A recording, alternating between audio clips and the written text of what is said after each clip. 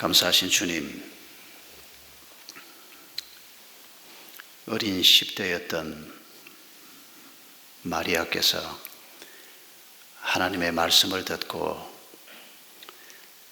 당신의 여종이 오니 말씀대로 이루어지리이다 라고 고백하는 놀라운 고백을 저희에게 들려주셨습니다. 이런 마리아의 모습을 저희에게 보여주시는 것은 하나님과 마음을 합하고 살아가기로 결심하는 이 어린 처녀의 믿음을 저희들 또한 본받기를 원해서인 것을 믿습니다. 지난 한 해 동안 저희가 어떤 믿음을 가지고 어떤 마음을 품고 살아왔는지 마리아의 믿음과 비교하면서 저의 한 해를 점검하기를 원합니다. 또 새로운 날을 이 믿음 가지고 살아갈 수 있도록 주의 은혜를 덧입기를 원합니다. 성령 하나님께서 저희와 함께 해 주시옵소서. 예수님의 이름으로 기도하옵나이다. 아멘. 미국 달라스에 사는 타라와 토드라고 하는 부부가 있었습니다. 이 부부의 얘기를 제가 읽으면서 마리아하고 연관해서 계속 묵상을 하게 됐습니다. 이 부부는 지난 2010년 봄에 13살 된 딸 테일러를 잃었습니다. 13살이었는데 스키를 타다가 다쳐서 결국 죽음에 이르게 된 겁니다. 모든 부모들이 가장 두려워하는 일, 자식을 먼저 앞세우는 인생에서 가장 끔찍하다고 하는 사건을 바로 이 타라, 토드 이 두 부부가 두 사람이 겪게 된 겁니다. 끔찍한 장례 일정, 매장 이런 모든 과정을 마치고 물밀듯이 몰려오는 슬픔 속에서 하나님을 향한 수많은 물음을 마음에 품고 있었고 그 속에서도 이분들은 딸의 장기를 기정하기로 했답니다. 피닉스에 사는 패트리샤라고 하는 아이는 장기 기정을, 특히 심장을 절실하게 기다리고 있는 아이였습니다. 5년 전에 사고가 난 다음에 이 아이는 잠자는 것 말고는 아무것도 할 수 없는 상태에 이르렀습니다. 결국 이 테일러의 심장이 패트리샤에게 이식이 됐고 패트리샤는 새로운 인생을 시작하는 놀라운 은혜를 입었습니다. 타라 부부가 달라스에서 피닉스로 날아갔습니다. 자기 딸의 심장을 이식받은 이 새로운 삶을 시작하게 된 패트리샤를 보기 위해서 간 거였습니다. 그 집 문을 열고 들어갔을 때 그 집 부부 패트리샤의 부모가 이 타라 토드 부부를 맞아 주었습니다. 두 어머니가 서로 껴안으면서 오랫동안 포옹을 했습니다. 한 어머니는 딸을 잃었고 한 어머니는 잃을 뻔한 딸을 먼저 앞서간 다른 딸의 심장을 받아서 새로운 생명을 받게 된 이 기가 막힌 두 어머니가 서로 끌어안고 눈물을 흘리면서 반갑게 만났습니다. 그리고 타라와 토드 부부가 패트리샤의 심장에 청진기를 대고 아주 건강하게 뛰는 심장 소리를 들었습니다. 그 심장은 바로 죽은 자기 딸의 심장입니다. 몸은 패트리샤의 몸이지만은 그 심장 때문에 새로운 인생을 시작하게 된 패트리샤이기도 하고 죽은 테일러이기도 하고 이 두 가정이 아주 친밀한 가정으로 벌써 4년째 교제하면서 이 패트리샤는 두 부모의 딸로 새로운 인생을 살고 있는 이런 얘기를 지난 주간에 읽었습니다. 갈라디아 2장 20절에 보면 사도 바울은 우리의 믿음을 표현하기를 그런즉 이제 내가 사는 것이 아니요 오직 내 안에 그리스도께서 사시는 것이라고 표현을 했습니다. 표현이 조금 다르지만은 처녀가 잉태해서 처녀인 자기가 잉태해서 아들을 낳게 될 것이라고 하는 이 기가 막힌 얘기를 들은 마리아, 이때 마리아의 나이는 16살이었을 것이라고 되게 짐작합니다. 그 시절에 처녀 아이들이 10서너시 되면 청혼을 합니다. 15, 16을 넘지 않았을 것이라고 짐작하는 그 어린 처녀가 그 엄청난 얘기를 듣고 주의 여종이오니 주의 말씀대로 이루어질 것입니다 라고 고백합니다. 이 고백은 사도 바울의 고백과 똑같은 고백입니다. 하나님이 내 안에, 이전에는 하나님의 백성으로 살았지만은 마리아 마음속에 이렇게 구체적인 꿈은 없었습니다. 그러나 하나님께서 그의 독생자 아들을 마리아를 통해서 세상에 보내시겠다고 하는 이 하나님의 꿈, 하나님의 계획을 마리아에게 얘기했을 때 마리아가 그 하나님의 꿈, 하나님의 마음을 자기 것으로 받아들입니다.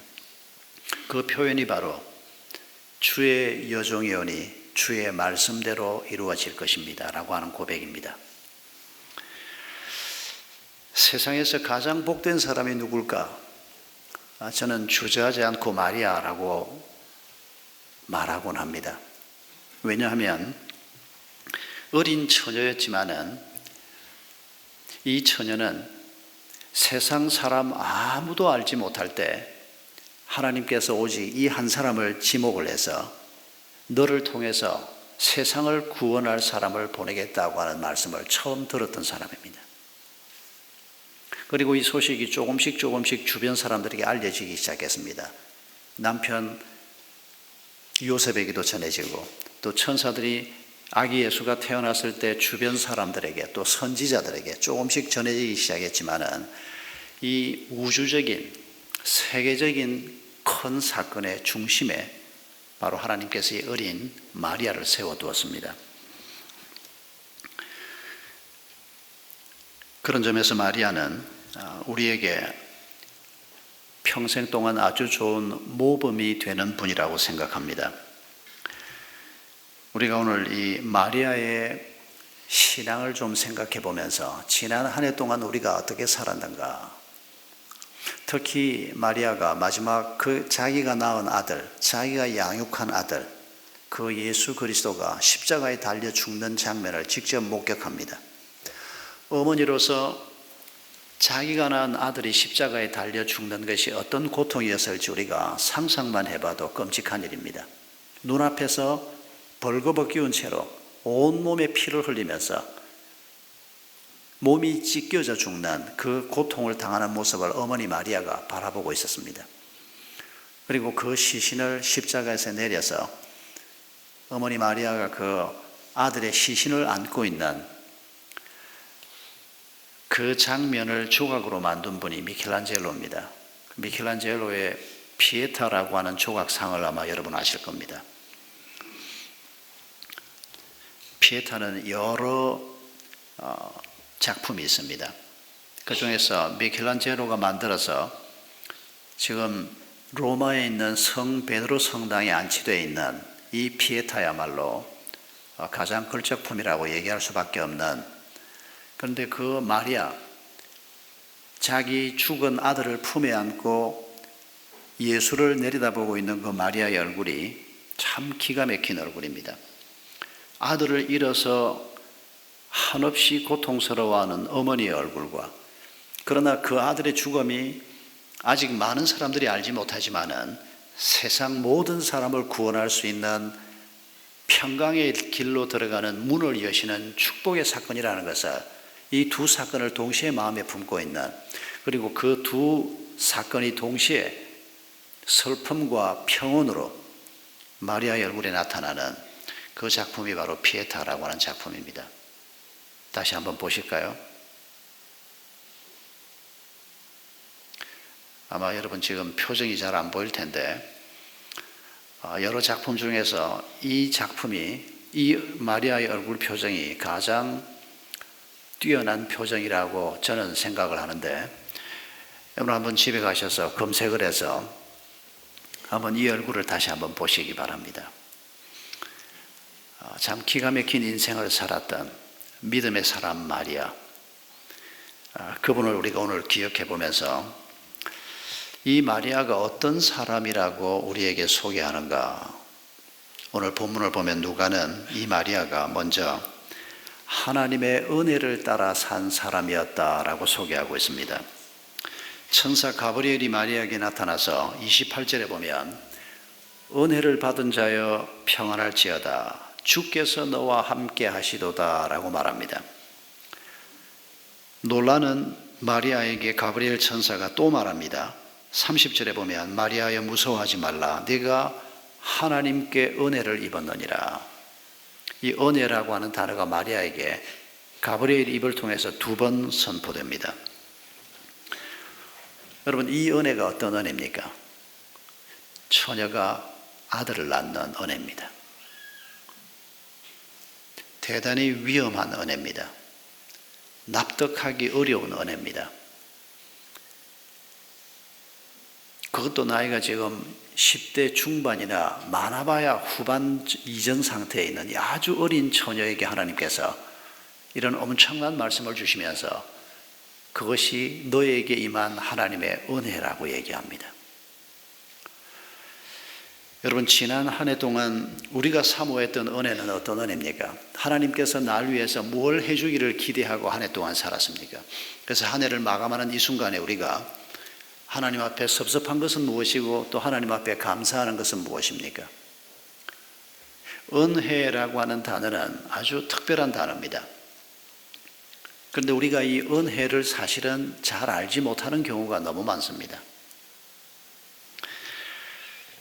지난 주간에 어떤 분이 보내주셔서 지금 축구 국가대표인 김신욱 선수의 간정을 영상에서 보았습니다. 김신욱 선수가 지금 나이가 몇 살이나 되는지 제가 잘 모르겠습니다만 20대입니다. 아주 어린 사람입니다. 얼마 전에 이동원 목사님이 김신욱 선수에게 한번 기도해 주었다는 얘기를 듣고 그 사람이 크리스찬이구나 하는 건 알았는데 지난 주간에 보내주신 이 영상을 제가 관심이 있어서 쭉 보면서 참 많이 놀랐습니다. 이 어린 청년이 어떻게 이렇게까지 깊이 있는 간증을 할 수 있는가 하는 생각 때문이었습니다. 이 표현이 마음에 많이 남아 있습니다. 지난번 브라질 월드컵을 앞두고 예선전을 했는데 여러분, 김신욱은 키가 굉장히 크고 우리 한국 국가대표팀의 최고의 스트라이커입니다. 이 사람이 잘 뛰지 않으면 우리가 질 수도 있고 이 사람이 잘하면 이길 수도 있는 국가대표 중에서도 핵심 멤버입니다. 그런데 우즈벡하고 경기를 해야 하는데 그 우즈벡전에서 지면 브라질 못 가는 거고 이기면 가는 그런 중요한 게임이었다고 합니다. 그런데 자기의 몸 상태가 엉망진창이었답니다. 발바닥에 물집이 생겼는데 뭐라고 표현을 하는 거 하니까 물집이 생겼는데 그 위에 또 물집이 생기는 제대로 걸을 수도 없는 몸 상태가 엉망진창인 그런 상태에서 두려움이 몰려오더라는 겁니다. 자기가 후배들을 데리고 계속해서 월요일날 목요일날 예수님 믿지도 않고 하나님도 잘 모르는 친구들을 데려다 놓고 같이 예배를 드리자 그러고 기도하자 그러고 자기가 예배 인도를 하고 끊임없이 전도를 해왔는데 만약에 내가 잘못해서 우즈벡전을 지면 그리고 월드컵에 못 나가면 이것도 도대체 어떻게 되는 건가? 그걸 생각하니까 한없이 두려움이 밀려오더라는 겁니다. 그래서 어쩔 바를 몰라서 자기하고 아주 가까운 친구한테 전화를 했답니다. 그 친구는 신학교를 가기 위해서 준비하고 있는 친구라고 했습니다. 그 친구한테 자기 마음을 그대로 얘기했더니 그 친구가 이렇게 얘기했다는 겁니다. 야, 오페라 가수가 아주 잘 나가는 가수인데 큰 무대에서 노래를 부르고 엄청난 돈도 벌고 수많은 사람들에게 인기도 끌고 하는 그런 오페라 가수인데 갑자기 목이 나가버려서 더 이상 노래를 부를 수 없게 됐을 때 그 사람이 그런 상황에서도 하나님을 찬양하고 하나님께 영광을 돌리는 사람이라야 진정한 그리스도인이지, 잘 나갈 때는 하나님 앞에 영광을 돌리고 목소리가 날아가 버려서 더 이상 노래를 부를 수 없게 됐을 때 하나님이 더 이상 자기의 하나님이 아니라면 그게 무슨 믿음이겠느냐. 그렇게 말해준 친구도 놀랍지만은 그 친구는 그래도 신학 공부하겠다 그러고 지금 준비하고 있다고 하니까 믿음이 좀 깊이가 있는 사람일 텐데 이 축구 선수인 김신욱이 그 친구의 얘기를 듣고 그날 하나님 앞에 깊이 회개했다는 겁니다. 자기가 축구만 생각했지, 그리고 축구 경기의 결과만 생각했지 하나님을 생각하지 않았구나. 하나님께서 내게 베푸시는 은혜가 축구의 승리로 올 수도 있고 아니면 반대로 올 수도 있고 내가 내 마음대로 생각했구나.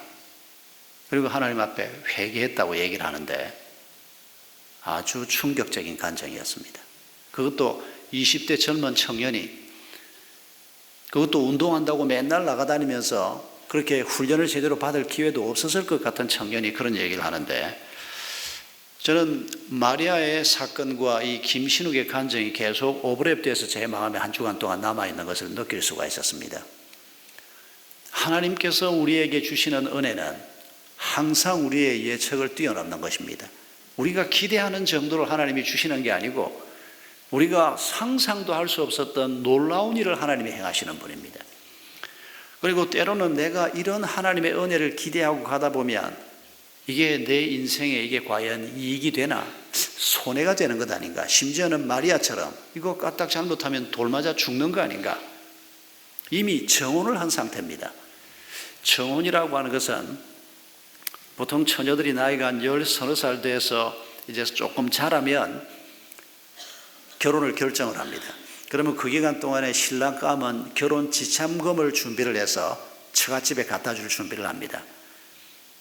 약혼하고는 좀 다릅니다. 약혼은 깨지면 그것뿐이지만은 이건 사실상 부부가 되는 겁니다. 정혼 상태에 있다가 아직 결혼식은 올리지 않았지만은 남편이 죽는다. 그러면 이 처녀는 과부가 되는 겁니다. 정혼은 사실상 결혼을 의미하는 겁니다. 그런 상태에서 만약에 남편의 아이가 아닌 다른 사람의 아기를 낳았다, 이건 유부녀가 아기를 낳는 것하고 똑같이 취급을 하고 그건 바로 돌로 쳐서 죽이는 죄에 해당되는, 지금 그런 상황이 될 수도 있지 않습니까? 이런 위험한 은혜를 하나님이 주시면서 이 어린 처녀에게 네가 하나님의 은혜를 입었느니라 2번씩이나 선포를 하면서 결국 마리아의 입에서 나는 주의 여종입니다, 나는 주의 종일 뿐입니다, 주의 뜻이 내게 이루어지기를 바랍니다, 이런 고백을 하나님께서 이끌어내는, 여러분 이 장면을 우리가 죽는 날까지 우리도 기억하십시다. 우리가 하나님 앞에 기대하는 은혜를 놓고 기도해야지요. 하나님 이 일은 이렇게 됐으면 좋겠습니다, 이렇게 해주시면 좋겠습니다. 그러나 하나님께서 우리에게 주시려고 하는 은혜는 항상 우리의 생각을 벗어나는 그런 은혜일 가능성이 많습니다. 때로는 위험해 보일 수 있고 때로는 우리 마음속에 주저함을 낳게 하는 그런 은혜일 수 있습니다. 그러나 우리가 그럼에도 불구하고 하나님에 대한 믿음을 가지고 이 길을 걸어갈 때 마리아가 경험했던 놀라운 일을 우리도 경험하게 될 것입니다. 오늘 본문 33절에 보면 마리아의 몸을 통해서 태어날 예수 그리스도가 하실 일을 두고 야곱의 집을 영원히 왕으로 다스리는 분이라고 묘사하고 있습니다. 여러분 야곱의 집이 어떤 집입니까? 야곱이 12아들이 있었습니다. 그의 아버지는 이삭이요 그의 할아버지는 아브라함입니다. 이 12지파가 이스라엘의 기초가 됐지 않습니까? 문자적으로 야곱의 집이 어떤 집입니까? 여러 가지로 표현할 수 있지만 하나님의 언약을 물려받은 약속의 자녀인 것은 틀림없지만 그러나 야곱의 집은 콩가루 집안이었습니다. 그 부모 이삭 리브가 때부터 생각해 보십시오. 아버지 이삭은 에서를 좋아했습니다. 어머니 리브가는 야곱을 좋아했습니다. 자식을 약간 편애하는 정도를 가지고 콩가루라고 말할 수는 없는데, 그런데 이게 여러 가지 사건하고 맞물리면서 아버지는 에서를 축복하겠다 그러고, 그런데 야곱은 그 형의 장자권을 훔치고, 어머니는 아버지를 남편을 속이고 큰아들을 속이고 결국 야곱을 형 흉내를 내게 하고 형처럼 털이 많은 이런 거짓 치장을 내서 결국 아버지의 축복을 받게 하는, 그리고는 분노한 에서가 동생을 죽이겠다고 하고 야곱은 외삼촌 집으로 도망을 치고 그때 우리 가족들은 제대로 만나지 못했습니다. 콩가루 집안이었습니다. 물론 그런 중에 하나님의 은혜가 있었습니다. 인간들이 경험하는 이런 욕심, 이런 분쟁 이런 것들 속에서 하나님께서 그 가정을 축복하시고 이끌어 가셨습니다마는 엉망진창인 집이었습니다. 야곱이 우여곡절 끝에 재산을 만들고 결혼을 하고 자식을 낳고, 그런데 그 자식 12, 아들 12도 만만찮은 아들들이었습니다. 장남 르우벤은 아버지의 젊은 첩과 통간을 합니다. 한마디로 모세의 율법에 의하면 돌에 맞아 죽을 그런 죄를 범한 겁니다. 그런데 야곱 때는 아직까지 모세가 받은 그 율법책이 없었습니다. 아버지가 그걸 용납을 하고 그냥 아들로 두는데 장자권은 이미 일찍이 뺏겼습니다. 또 다른 유력한 아들인 유다는 며느리하고 동침을 합니다. 거기에서 태어난 쌍둥이 중에 하나가 예수 그리스도의 조상이 됩니다. 인간들이 가지고 있는 문제가 그 가정에 그대로 송두리째 드러납니다. 레위나 시몬 같은 아들들은 잔혹하기 이를 데 없는 아들들이었습니다. 자기의 여동생 디나가 강간을 당했다고 해서 한 그 성의 추장인 한 남자가 자기 동생을 좋아해서 강간을 하게 됐는데, 그리고 결혼도 하겠다고 하는데 그 성의 남자를 속여서 전부 다 죽여버립니다. 그 성에 얼마나 많은 사람이 살았는지는 잘 알 수는 없는데, 적어도 한 성읍이면 작게는 몇십 명, 많았으면 그보다 더 많은 숫자의 남정네들이 살고 있었습니다. 그런데 남자들을 다 죽여버렸습니다. 할례를 받게 만들고 꼼짝할 수 없는 그런 상황으로 몰아넣어 놓고는, 여러분, 이런 집안을 예수 그리스도가 왕으로 다스릴 것이라고 얘기합니다. 유대인들이, 이 바로 야곱의 후손들이 예수님이 오셨을 때 어떤 태도를 가지고 있었는지 성경이 우리에게 보여주지 않습니까? 유대인이요 경건한 척하면서도 자기 욕심을 따라 살고, 하나님의 말씀을 얘기하지만은 사실은 하나님의 말씀과는 상관없는 하나님을 빙자해서 자기 욕심을 채우고 돈벌이에 혈안이 되어 있는 그 시대 사람들이 바로 야곱의 집 사람들입니다. 세월이 지나서 하나님께서 이 야곱의 집을 재편했지 않습니까? 아브라함의 후손인 야곱의 집을 이제 더 이상 혈통을 따라서 하나님의 백성으로 삼는 것이 아니고, 아브라함과 같은 믿음을 가지고 있는 이방인들을 야곱의 집 사람으로 하나님께서 마치 돌 감람나무가 참 감람나무에 접붙임을 받는 것처럼 이방인들이 하나님 집으로 들어오기 시작하고 야곱의 집 사람들이 되기 시작했습니다. 그러나 야곱의 집이 엉망진창이었던 것처럼 오늘 우리의 집들도 여전히 엉망진창입니다. 인간의 죄와 허물과 온갖 상처가 얼룩져 있는, 바로 이게 오늘 우리의 집의 모습입니다. 그러나 하나님께서는 지금 이 마리아에게 말씀하십니다. 네가 낳을 이 아들이 야곱의 집을 영원히 다스리는 자가 되게 하겠다. 우리가 가지고 있는 어떤 문제도 바로 그 아들 예수 그리스도를 통해서 해결하겠다는 말씀입니다. 하나님의 은혜가 두려운 은혜였고 이해할 수 없는 은혜였고 위험한 은혜 같아 보였지만은, 그 은혜의 길에 지금 들어서는 이 마리아에게 앞으로 네가 낳을 이 아들 예수 그리스도가 엉망진창인 야곱의 집을 다스리고 통치하는 놀라운 아들이 될 것을 바로 이런 방식으로 말씀하고 계시는 것입니다. 우리가 본받고 싶은 마리아의 두 번째 모습은 자신이 주의 종임을 아는 믿음입니다. 주의 여종이 오니 말씀대로 내게 이루어질 것입니다. 자신의 몸이지만은, 자신의 인생이지만은, 자신의 태이지만은, 그러나 이것이 나의 소유가 아니고 하나님의 것입니다 라고 하는 표현이 종이라고 하는 표현입니다. 사도 바울도 이 표현을 즐겨 썼습니다. 나는 하나님의 노예입니다. 주의 노예로 부름받은 나 사도 바울이 여러분에게 편지합니다. 종이라고 하는 단어는 사실 노예로 번역하면 좀 더 어감이 적절한 단어입니다. 내 삶의 주인이 누구냐라고 하는 얘기입니다. 내 인생은 내 것이니까 하나님께서 나한테 그런 위험한 일 시키지 마세요. 까딱하면 시집도 못 갈 뿐 아니라 까딱하면 돌에 맞아 죽을 수도 있는 그런 위험한 일에 어떻게 나를 부른단 말입니까? 나는 그건 못합니다.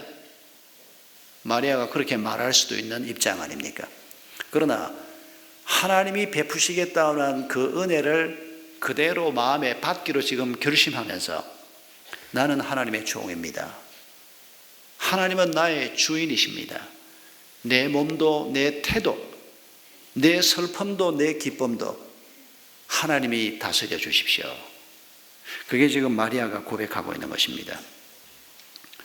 여러분, 우리 자신이 누구인지를 아는 것은 아주 중요합니다. 우리 자신이 우리 자신을 스스로 생각하기를 나는 쓰레기다 그렇게 생각하고 사는 사람은 쓰레기처럼 살게 될 것입니다. 내 욕망이 내 인생에서 가장 중요하다 그렇게 생각하는 사람은 그 욕망을 따라 살게 될 것입니다. 지금 마리아는 나는 하나님의 종입니다. 그래서 내가 이해할 수 없는 일이 벌어진다고 해도 그것이 하나님의 뜻이라면 그 말씀이 내게 이루어질 것입니다.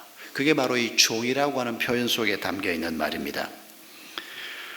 여러분, 우리는 내 인생이지만은 내가 내 인생에, 내 몸에, 내가 안고 있는 문제까지도 내가 주인이 아니고 하나님이 주인인 것을 고백하는 사람이 될 수 있기를 바랍니다. 여러분, 우리는 적어도 내가 주인 노릇하지 않기로 결심했다면 내가 내 인생의 주인이다. 내 감정, 내 슬픔, 내 기쁨, 내가 가진 시간과 재산과 건강과 모든 것의 주인은 나다. 하나님은 그저 옆에서 좀 도와주기만 하면 된다. 이렇게 생각하는 분들은 당신 인생이 무너져가는 것을 계속 경험하게 될 겁니다. 우리가 가지고 있는 능력이 너무도 조금이기 때문입니다. 그러나 나는 종일 뿐입니다. 주님이 내 삶의 주인이십니다. 우리가 이렇게 고백하고 살면 우리는 지금 내가 안고 있는 문제를 끙끙대면서 그 문제를 해결도 하지 못하고 고통과 외로움 속에 살다 갈 그런 사람이 아니라는 것입니다. 하나님이 어떻게 우리의 문제를 해결할지 모르지만 적어도 나는 종입니다. 내 인생의 주인은 하나님이십니다. 이런 믿음을 가지고 있는 사람이라면 고치려고 해도 고쳐지지 않는 더러운 습관과 죄, 그걸 안고 멸망할 사람이 당신은 아니라는 것입니다. 왜요? 야곱의 집을 왕이 되셔서 다스릴 분이 바로 예수 그리스도이기 때문입니다.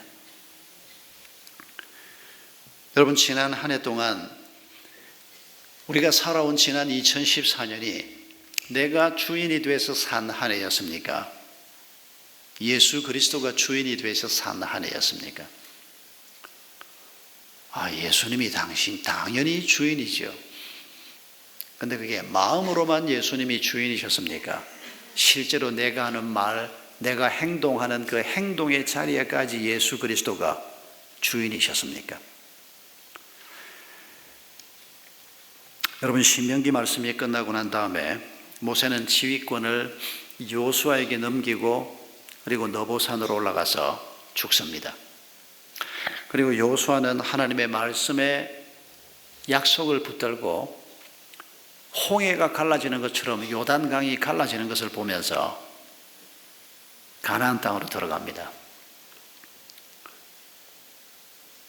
가나안 땅으로 들어갔을 때 앞에 있던 첫 번째 자기들이 싸워야 될 전투가 여리고 전투였고 여리고성이었습니다.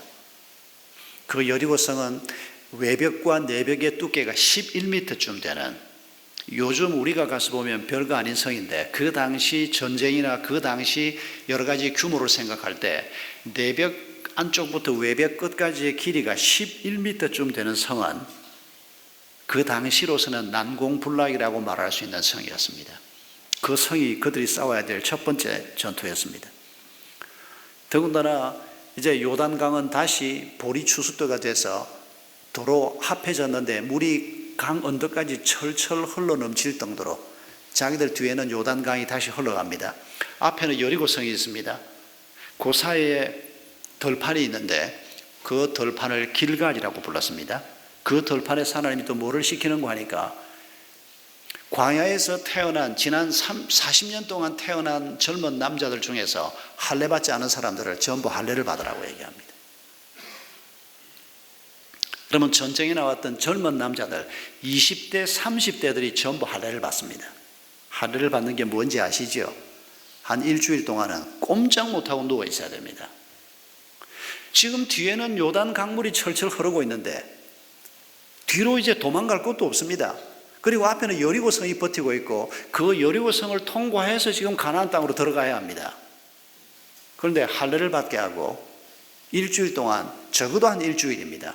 뭐 제대로 된 약이 있을 때도 아니고 포경수술 같은 수술을 하고 남자들이 꼼짝하지 못하고 누워있는 그런 상황 속에서 하나님께서 여호수아에게 행한 일이 하나 있습니다. 여호수아가 여리고 섬 가까이 와서 정찰을 했던 것 같습니다. 그런데 한 사람이 눈앞에 나타났습니다. 그 사람이 말하기를 나는 여호와의 군대 대장이다 라고 얘기합니다. 그리고 여호수아에게 말합니다. 내 신을 벗으라 라고 얘기합니다. 여러분, 신을 벗는다는 것이 어떤 의미입니까? 그 당시 유대인 문화 속에서 신을 벗는다는 것은 나는 종입니다 라고 하는 고백입니다. 하나님께서 자신의 대대인인 군대 대장을 여리고 성 앞에 갖다 놓고 지금 아무것도 할 수 없어 보이는 전체 병력들은 다 지금 할례를 받고 꼼짝 못하고 누워있고 그들이 할 수 있는 아무 방법이 없는 그런 상황 속에서 이 전쟁의 주인은 나다. 너희는 내 종일 뿐이다. 여호수아에게 다시 한번 이 사실을 각인시키는 겁니다. 그리고 할례를 받고 누워있는 모든 백성들에게 이 소식을 전하게 하는 것입니다. 이 전쟁의 주인은 하나님이시다. 여러분, 지난 한 해 동안 우리가 싸워왔던 전투의 주인이 나였습니까? 하나님이었습니까? 누구를 우리가 전쟁의 주인으로 삼고 한 해를 걸어왔습니까? 우리가 깜빡깜빡 하나님을 잊었다면 우리가 연말을 맞으면서 다시 한번 하나님을 기억하십시다. 우리는 별 수 없는 인간들입니다. 1965년에 미국 상원의 한 소위원회가 주관을 해서 미국의 뛰어난 두뇌들을 모아가지고 20년 후에 미국인들의 삶이 어떻게 변화될 것인가 하는 프로젝트를 하나 했습니다. 이게 1980년 타임지 4월호에 실렸는데 거기에 보면 뛰어난 두뇌들이 지금 현재 1965년에서 1985년이 되면 20년이 지나고 나면 어떻게 변화될 건가 눈에 띄는 얘기 두 가지가 있었습니다. 하나는 미국인들이 일주일에 평균 22시간 정도 일하면 족할 거다. 왜냐하면 컴퓨터가 일을 대신해 주니까 노동시간이 확 줄게 될 거다. 그리고 전자제품 덕분에 편하게 이럴 데 없고 뭐 옛날에 하던 빨래를 기계가 대신해 주고 뭐 이렇게 생각하니까 일주일에 22시간만 일하면 되고 38살에 은퇴할 수 있을 것이다. 그게 1965년에 미국의 두뇌들이 만든 20년 후의 미국의 모습입니다. 지금 어떻게 되어 있습니까? 옛날보다 더 열심히 일해야 됩니다. 왜요? 살 게 너무 많기 때문입니다. 전자제품이 1965년에 나와 있던 전자제품하고는 비교가 안 되게 많이 나와 있습니다. 둘이 나가서 벌지 않으면 집 세도 내기 어려울 정도입니다. 뼈가 빠지게 미국 사람들도 일하고 있는 거 볼 수 있습니다. 우리도 지금 꼭 그 모습대로 살고 있습니다. 뭐 인간이 머리가 좋아서 그런 두뇌들이 모여가지고 미래가 어떻게 될 건지 한번 생각을 해봐라. 맞은 적이 없습니다. 인류 역사 속에서. 맞은 적이 없습니다. 미래를 예측할 수 있는 분은 하나님 한 분밖에 없습니다. 우리의 미래를 책임질 수 있는 분은 하나님 한 분밖에 없습니다. 우리가 그 하나님 앞에 우리의 무지함과 우리의 부족함을 인정하고 나는 주의 종일 뿐입니다. 하나님의 뜻이 우리 가정에, 내 일에, 우리 교회 공동체에 이루어지기를 바랍니다. 우리가 이런 고백을 가지고 지난 한 해를 살지 못했다면 우리가 많은 어려움을 겪었을 것입니다. 그러나 다시 한번 우리가 이런 믿음을 가지고 출발해 볼 수 있기를 바랍니다. 유명한 조지 버나드 쇼는 인간에게 두 가지 비극이 있다고 얘기했습니다. 그 첫 번째 비극은 인간이 자기가 원하는 것을 얻지 못하는 비극이라고 얘기했습니다. 원하는데 얻지 못하니까 얼마나 마음이 답답하고 안타깝고 부족한 게 많겠습니까? 예, 분명히 비극입니다. 그런데 버나드 쇼가 얘기하는 두 번째 비극이 참 기가 찬 비극입니다. 두 번째 비극은 뭔가 하니까 자기가 원하는 것을 얻는 것이라고 얘기했습니다. 무슨 말장난을 하는 겁니까? 이게 무슨 소리 같아 보입니까? 내가 원하는 것을 얻지 못한 것이 첫 번째 비극이요. 내가 원하는 것을 손에 넣었는데 왜 그게 두 번째 비극입니까? 내가 원하는 것을 손에 넣었는데 그러면 내가 행복할 줄 알았는데 행복하지 않으니까 이게 더 큰 비극이 되는 겁니다. 감이 오시죠? 제 선배 목사님 한 분이 제가 대학생 때 우리 신학대학에 와서 그때 그분이 한 40대쯤 되신 것 같아 보였습니다. 그런데 이 대부분의 미혼인 신학생들을 앉혀놓고 이분이 이렇게 설교 중에 이렇게 얘기를 했습니다. 좋아하는 사람이 생겨서 결혼을 그렇게 하고 싶어 했고, 그리고 마침내 결혼을 했고, 그리고 첫날 밤을 지나고 그 다음날 아침에 새벽 기도를 가는데 그렇게 눈물이 나더라는 겁니다. 그래서 제가 그때 22살 때인가 21살 때인가 그랬는데, 아니 자기가 좋아하는 여자하고 결혼을 했다면서 그리고 뭐 첫날 밤 지내고 그 다음날 새벽 기도는 또 왜 가? 내가 그분이 잊혀지지가 않습니다. 아직도 살아계십니다. 서울에서 목회하고 있습니다. 아니, 지금은 은퇴하셨습니다. 그런데 그분이 하고자 했던 얘기는 뭔가 하니까 그렇게 원했던 결혼, 사랑 그게 이루어졌는데 그게 별거 아니더라. 그 얘기를 그런 방식으로 전달을 했던 겁니다. 결혼해 보신 분들은 지금 제가 무슨 소리 하는지 다 압니다. 그렇다고 해서 우리의 결혼이 별거 아니다 그 얘기를 하려고 하는 게 아닙니다. 하나님 없는 결혼, 인간이 주인 노릇하는 결혼 생활은 우리가 이루어도 그건 비극일 뿐입니다. 버나드 쇼가 절대 과언한 게 아닙니다. 예수 그리스도가 주인 노릇할 때, 예수 그리스도가 주신 꿈이 우리에게 이루어질 때 비극이 희극이 되는 겁니다. 마리아가 그걸 깨닫고 있는 것입니다. 마지막으로 우리가 한 가지 더 마리아에게서 발견하는 것은 마리아는 하나님께서 주시는 믿음의 동료들을 가지고 있었다는 것입니다. 이 엄청난 일을 지금 처녀가 잉태해서 아들을 낳는 엄청난 일을 지금 하나님께로부터 사명으로 받았습니다. 마리아에게 가장 큰 동역자는 남편 요셉이었습니다. 요셉은 굉장히 의로운 사람이었습니다. 많이 배운 사람도 아니고 집안이 뛰어난 집안도 아니고 목수 집안에 시골에서 고만고만하게 살았던 사람이지만은 보통 사람이 아니었습니다.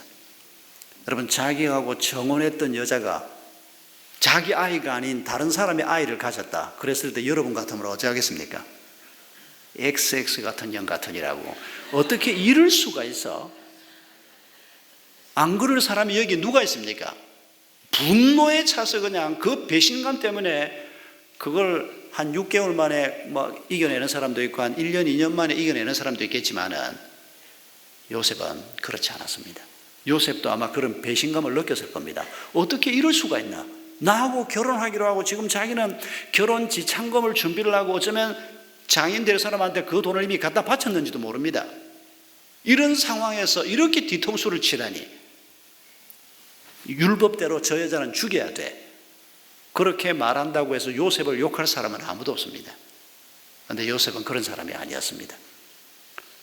아무도 모르게 관계를 끊고자 했습니다. 이 여자를 보호해 주고 싶어 했습니다. 죄를 범했다고 생각하면서도.